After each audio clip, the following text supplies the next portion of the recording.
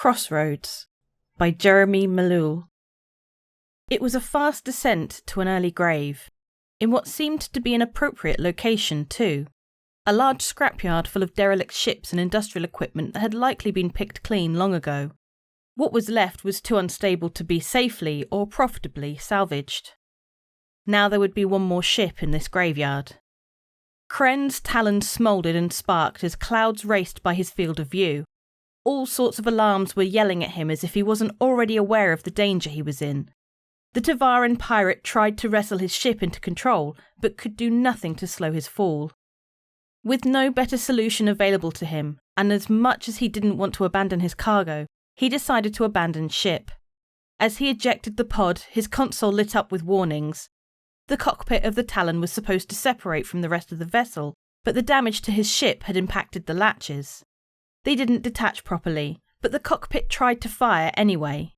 The force of the ejection ripped the latches out of place and sent his cockpit spinning wildly. Kren only caught glimpses of the rest of his ship hurtling deeper into the field of scrap as his cockpit crashed through piles of loose metal. Hitting the ground, he tumbled end over end before finally coming to a stop seated upside down. The pirate caught his breath and ripped his helmet off, letting it fall to the ground. His skull stung as air touched the freshly bleeding wound upon his head. His cockpit was in tatters, the canopy shattered, and the walls pierced in multiple places by loose scrap. Worst of all, a large piece of shrapnel was embedded in his left thigh, pinning him to his seat. Kren slowly gripped the shard of metal and wrenched it free. Immediately, blood began flowing from the wound, spilling down into his cockpit.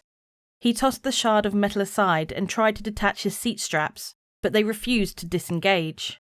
Frustrated, he reached behind his seat and pulled the backhoe from its lodging. The backhoe was about the size of a hatchet, but instead of a single axe head, the weapon had 3 edges, the standard axe head and then a small fluke jutting out opposite the main blade, as well as a short, sharpened spike extending from the top of the weapon between the 2 blades. It was uncommon, but the traditional Tavaran weapon was the pirate's favourite tool. Kren cut the seat straps away and fell to the ceiling of his cockpit, wincing as his wounded leg screamed at him. He looked at the injury, still pulsing blood, and then cut his seat straps again, using the material to fashion a makeshift tourniquet which he tied around his leg to staunch the bleeding. Immediate death now held temporarily at bay. He pulled himself out of the shattered remains of his cockpit and into the dumping ground around him. For as many fights as he'd been in before, the pirate was sure he had never looked this bad. He sheathed his backhoe in the holster at his waist. The sound of a ship's engines, distant but growing closer, sent Kren's adrenaline spiking. He ducked out of sight. The bounty hunter was coming. The hunter's approach stirred a strong wind that carried through the junkyard, eliciting a chorus of groaning metal in response as the unstable ships throughout teetered, threatening to topple over. Kren watched the Avenger pass over him and head towards a plume of smoke that was slowly rising into the sky. His crashed ship. Where, hopefully, his cargo remained. That cargo was the whole reason he had gotten into this mess. Infiltrating the security post hadn't been any more difficult than usual, but after that, everything had gone to hell. Not only had his exit been even bloodier than planned, but then Jorg Tala, that damn bounty hunter, had come out of nowhere, isolated Kren from his crew, and sent him crashing down here. Jorg had been systematically hunting down members of the Ashen Haunt for the last few months, but Kren hadn't thought he'd become this much of a problem. Based on the fanatical way Jorg was targeting his gang, he had no doubt the hunter was another xenophobe trying to relive humanity's glory days triumphing over an alien species. The pirate watched as the bounty hunter's ship descended out of view, landing near the smoke. The hunter would undoubtedly investigate his Talon's crash site, and Kren was determined to not let that bastard get his hands on what he had worked so hard to steal. In a way, Kren figured he was lucky. Were their roles reversed, Kren would have fired a missile at the wreck as soon as he had it in sight. That lack of decisiveness on the bounty hunter's part was a distinctly human quality. The pirate took stock of his situation. A pistol more than halfway through its last battery, a single grenade that managed not to blow up when he crashed, his backhoe blade, and most importantly, that nasty gash in his leg. The tourniquet was slowing his blood loss, but he needed a more permanent solution. Adrenaline would keep the pain at bay for now, but he wouldn't stand a chance if he bled out or lost circulation in his leg. Kren searched the scrap around him, then limped his way down the small dirty alleys that weaved between the forgotten ships until he found what he was looking for. A large freighter sat up ahead. It looked to be a more recent addition to the wreckages here, relatively speaking. The ship's hull had already been ripped away, exposing a large set of pipes from its inner workings to the open air, pipes that were slowly leaking green fluid. Kren entered the ship through the hole in the hull, followed the pipes to their natural point and, jackpot, found a large coolant tank. He smirked, knowing exactly how proud Ragwheel would be when he heard this story. It was proof that Kren actually listened to the old mechanic, even when he pretended not to. Kren took a deep breath and drew the back oar. He was about to make a lot of noise, but he needed to get this done. If Jorg heard him, then so be it. Kren stabbed the back oar's centre spike into the tank. The metal shrieked in protest at the impact, but sadly remained intact. Kren adjusted his grip and struck with greater strength. He was rewarded with a stream of green fluid pouring from the fresh hole. With no time to lose, Kren steeled himself and pushed his leg forward into the path of the liquid. It took every shred of willpower he had to force himself to remain where he stood, gritting through the pain until the caustic chemicals burned his wound, cauterizing it. Then he had to turn his leg and burn the other side, where the scrap had pierced through. When the wound was sealed, Kren yanked his leg from the chemical and buckled on the spot. The sickening metallic scent of his blood melded with the acrid sting of the coolant, making his head swim.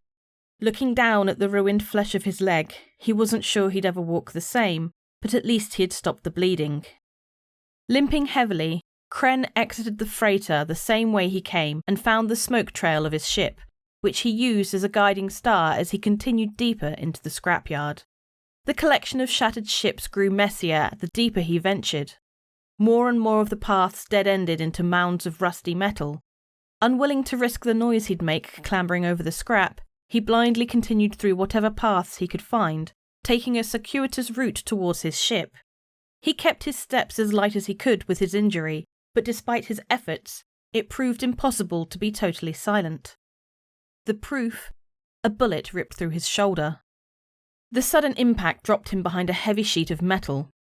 A burst of additional gunfire followed and impacted centimetres in front of his face against his impromptu cover. Clearly, Jorg had found him.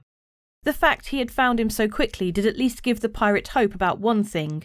Maybe his cargo was still safe. "Kren!" the bounty hunter called out. He sounded far away.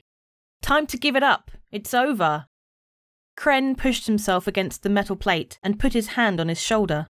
Thankfully, the bullet had pierced through completely and seemed to have avoided causing any major damage. As the chant says, do not let misfortune distract from your blessings. He peeked out from behind his cover and caught a glimpse of Jorg, wearing a green set of heavy armour. He was perched atop the remains of a carrack, using the vantage point to great effect. Even from this distance, Kren could spot a laser pistol on the bounty hunter's hip, along with what he thought might be a knife, as well as the assault rifle to blame for his latest injury. "Come on!" Kren shouted, trying not to sound too winded. He glanced around for a good escape route. "You should know by now that I'm not really the come quiet type." Kren took off, careful to stay low and keep as much cover as he could between himself and the hunter. Maintaining a crouched stance proved even more difficult thanks to his mounting injuries. "If you give up, I can get you medical attention," Jorg replied from his perch. "I'd rather you not die if I can avoid it. Doesn't seem like you're trying very hard." "The bounty for capturing you alive is higher than turning you in dead," Jorg said, "but not by much. The haunt doesn't have many friends." Kren ignored him, continuing to move until he found himself at an impasse. There were two routes available to him. One was over a hill of scrap, but attempting to climb it in his current state was sure to draw Jorg's attention. The other was through a clearing and would leave him an easy target. Kren carefully pulled a loose length of pipe from the scrap pile and peeked at Jorg. The hunter was looking down the sights of his rifle, searching for any sign of movement. As soon as Jorg's head was turned away, Kren tossed the pipe as far as he could. The sound of metal hitting metal drew Jorg's attention, and Kren used the momentary distraction to step out of hiding, draw his laser pistol, and unload the last of his battery at the carrack Jorg was standing on. The shots found their target, and with no small amount of luck, the carrack collapsed, the tower of a ship falling in on itself, consuming Jorg within it. His battery empty, Kren tossed his blaster aside and ran across the open space as fast as his injured leg allowed. It wasn't fast enough. A cacophony of metal from behind him drew his gaze, and Kren turned to see Jorg pushing out of the remains of the fallen ship. He seemed to have lost his rifle in the fall, but was otherwise unharmed, his armour only scuffed and scratched from the fall. Kren cursed. He'd stand no chance against Jorg until that damn armour was dealt with. Jorg drew his pistol and shot at Kren, but the injured pirate managed to just make it to the other end of the clearing, breaking Jorg's line of sight. Kren was sure that he'd never outpace the hunter in a straight chase, so he quickly dislodged the debris he ran past, creating an avalanche of trash behind him. Soon, a jagged obstacle course of metal shards lay between them. "You really think you can get away?" Jorg called out, more annoyed than anything. He charged ahead, bolting over and under the debris. "You're going down just like the rest of your pitiful gang," Jorg taunted. Spotting an opportunity ahead, Kren slowed just enough to make sure Jorg saw him. "You think you're so much better than us? Must be so easy for you, only seeing the verse in black and white." Jorg raised his pistol to fire, but Kren ducked around a corner again, just barely escaping him. Jorg followed, gaining speed, and rounded the boom. The old grenade around the corner trick. It wasn't the first time Kren had used the tactic, and he hoped this wouldn't be the last time either. As the chant goes, hunger can make even the most dangerous predator blind. Unwilling to give Jorg even a moment to recover, Kren drew his backor and rushed into the dirt cloud kicked up by the grenade's detonation. As the dust began to dissipate, Kren saw the hunter already regaining his footing. The blast had done its job though. Jorg's armour was now charred and heavily damaged. The pirate swung his backor at the hunter's pistol first, knocking the weapon aside and followed by raking the axe towards Jorg's head. Kren's aim was true, but the deadly blade didn't quite penetrate Jorg's helmet, though the force of the swing sent the hunter stumbling back. Kren immediately went for Jorg's fallen pistol, turned it towards the hunter, but froze before he could finish squeezing the trigger. Where his axe had struck Jorg's helmet, the visor had cracked, revealing the face beneath. A Tavaran face. "Not what you expected to see," Jorg laughed, still held at gunpoint. Why?" Kren asked. "You could be hunting anybody else, but you're going after us? After your own kind?" Kren felt his blood boiling, anger surging within him like a tidal wave. "Working for the bastards who took everything from us? The humans need to see that we're worthy of respect. And this is how? By having us hunt each other down? You and your gang are holding our entire people back," Jorg replied with deadly conviction. Kren didn't know what to say. How could a Tavaran believe this? After their people had endured so much, suffered so much, and here a flash of movement snapped Kren back to the present. A throwing knife cut through the air, aimed at his throat. Kren barely dodged it, the knife drawing blood as it grazed him. Then Jorg charged him. Kren stumbled back, fighting to bring the pistol to bear, but Jorg slammed Kren's wrist against the hull, breaking the pirate's grip on the pistol. The weapon fell at their feet, but Kren kicked the pistol with the heel of his foot before Jorg could reach for it, hearing it clang as it disappeared under a large pile of scrap. With the inch of space he had gained, Kren swung his axe down, but the hunter leapt away to avoid being cut by the blade. Kren pressed forward, swinging the axe again and again. Seconds stretched on and Kren's stamina began to give out as the fight continued. Any strength advantage Kren might have had was quickly being sapped by his blood loss, and as much as the pirate hated to admit it, Jorg was clearly better trained. If Kren was going to defeat the hunter, he needed to end things soon. Kren let loose a guttural roar and raised his backar high, ready to smash down into the hunter. Jorg reached for the axe and Kren grinned. The feint worked. He redirected the spike of the backar into Jorg's leg, stabbing it through a gap in the armour left by the grenade explosion. Jorg fell where he stood, crumpling over the injured leg. The pirate had the hunter at his mercy, and yet did nothing. For as much as Kren hated Jorg for hunting down his pack, he was still Tavaran. Jorg tried to push himself up, but his leg couldn't hold his weight, and he fell right back down. Bakor pointed at Jorg. Kren spoke. "I'll give you a chance, but just one," he began. "Don't ever come after me again." Kren turned away. He heard Jorg struggle after him and then collapse again, unable to pursue him. Kren tried to come to terms with his new understanding of Jorg when he finally reached the end of the smoke he had been following all this time. There he found what he was looking for, his Talon and, just beyond it, Jorg's Avenger. Kren's own ship was wrecked, already at home in the landfill of scrap and metal, but at least it seemed his smuggling compartment hadn't been compromised. He used his Bakor as a pry bar, stabbed it into a gap between the ship's engine plating, and began to push. It didn't give immediately, but with enough force, the leverage did its trick. Kren pried the plating away, revealing his ship's engines. Sitting amidst all the inner workings was a hidden compartment. Inside there was a small, reinforced chest, only a little larger than his hand. Kren breathed a sigh of relief and carefully removed the chest from its position. A pipe struck the back of his head and sent him, the cargo, and the Bakor sprawling to the ground. "I was wondering where you were trying to go," Jorg said. "I thought you wanted my ship, but..." Vision blurry, Kren watched as Jorg bent down and picked up the small chest. "This is what you got from the security outpost?" Jorg asked. "The reason so many people there had to die?" Kren groaned, Vision still swimming. "They were in the way," he said, voice uneven.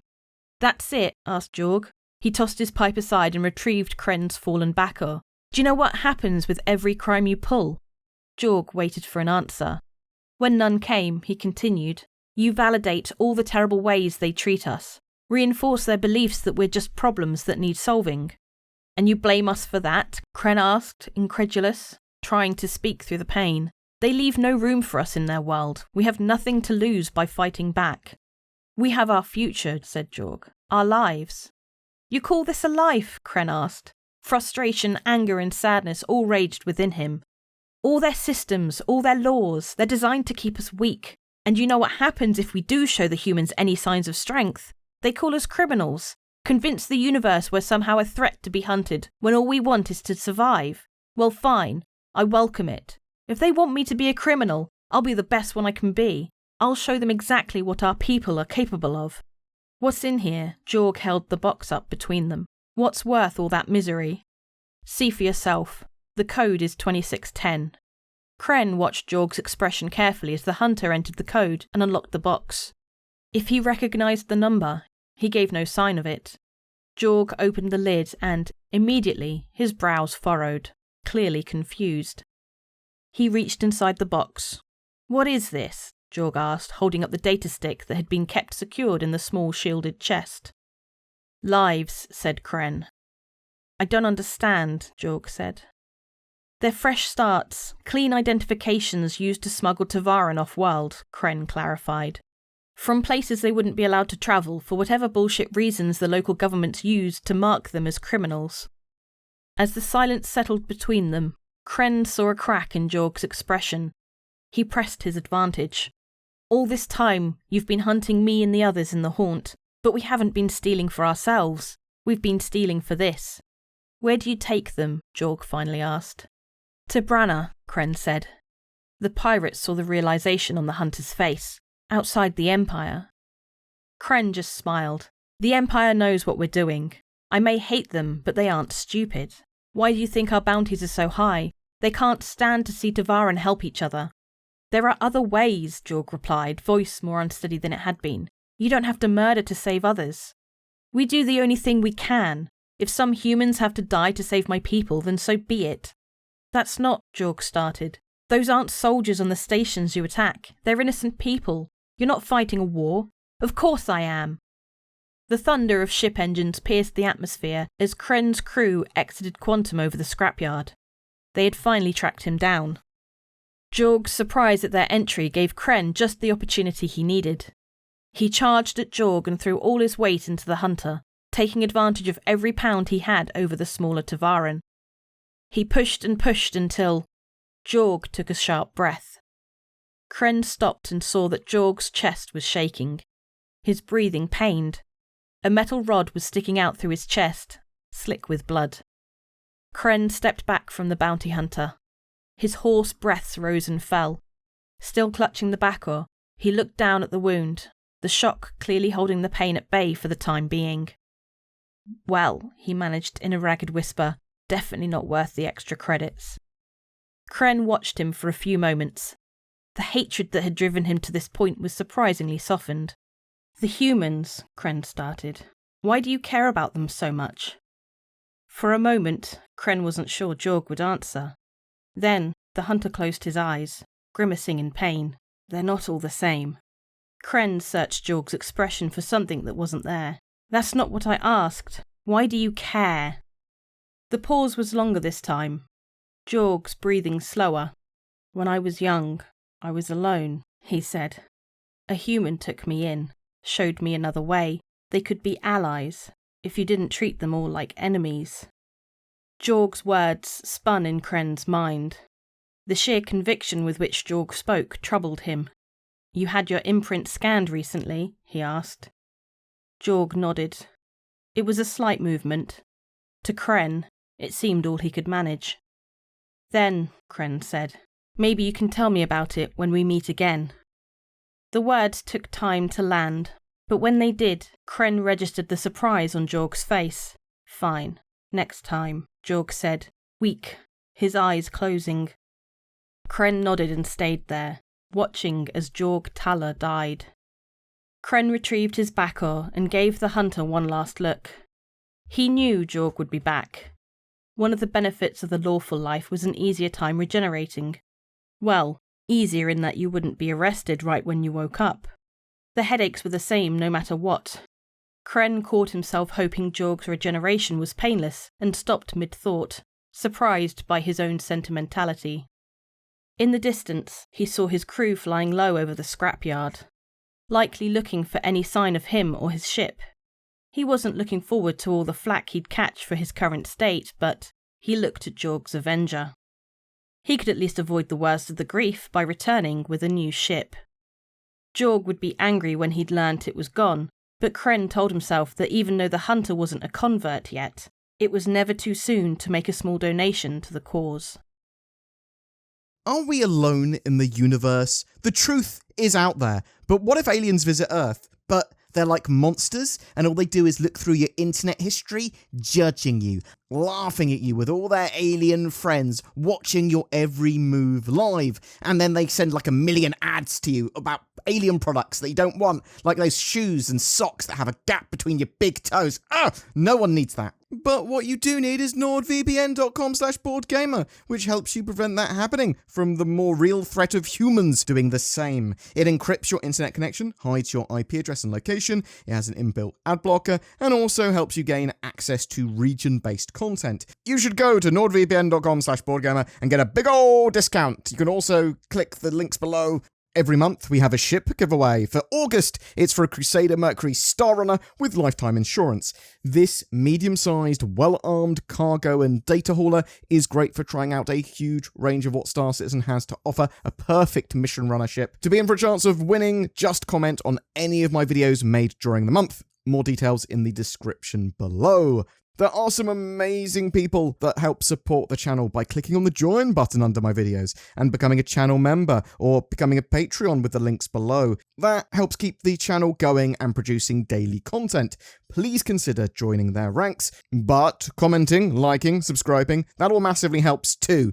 Thanks for watching to the end, and I'll see you in the verse.